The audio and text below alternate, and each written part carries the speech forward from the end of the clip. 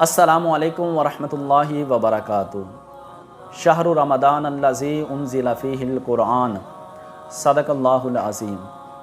सबसे पहले तो मेरी तरफ़ से आप सबको रमज़ानुल मुबारक का महीना बहुत बहुत मुबारक हो।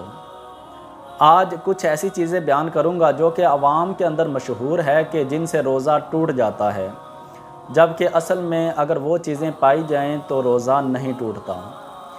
सबसे पहले तो कहा जाता है कि अगर उल्टी आ जाए तो रोज़ा टूट जाता है, जबकि ऐसा नहीं। खुद ब खुद चाहे जितनी मर्ज़ी उल्टी आ जाए, मुंह भर के कह आ जाए तो रोज़ा नहीं टूटता। हाँ, अगर जानबूझकर हलक में उंगली वगैरह डालकर उल्टी की कोशिश की और उल्टी आ गई तो उससे रोज़ा टूट जाएगा।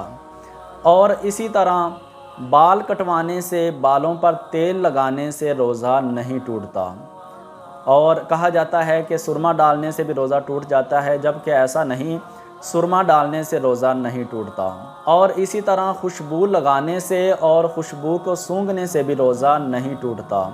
लेकिन आवाम के अंदर मशहूर है कि अगर आप खुशबू को सूंघेंगे तो रोज़ा टूट जाएगा, जबकि ऐसा नहीं है। और इसी तरह रोज़े की हालत में इह्तिलाम हो जाए तो उससे भी रोज़ा नहीं टूटता। और रोज़े की हालत में आप नहा भी सकते हैं, नहाने से भी रोज़ा नहीं टूटेगा। और इसी तरह मिसवाक करने से रोज़ा नहीं टूटता।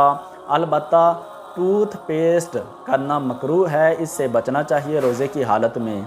और नाक या कान में दवा डाली और उसका ज़ायक़ा हलक में महसूस हो गया तो उससे रोज़ा टूट जाएगा। हाँ, अगर नाक या कान में दवा डाली और वो हलक तक ना पहुँची तो उससे रोज़ा नहीं टूटेगा। ये वो चंद बातें थीं जो कि आवाम के अंदर मशहूर हैं कि इनसे रोज़ा टूट जाता है, जबकि इनसे रोज़ा नहीं टूटता।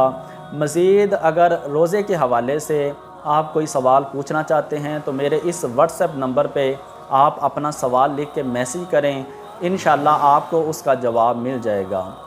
दुआ है कि अल्लाह पाक हमें रमज़ानुल मुबारक की ज़्यादा से ज़्यादा बरकतें लूटने की तौफ़ीक अता फ़रमाए और अल्लाह अज़्ज़ा वजल हमें ज़्यादा से ज़्यादा नेकियां करने की तौफ़ीक अता फ़रमाए।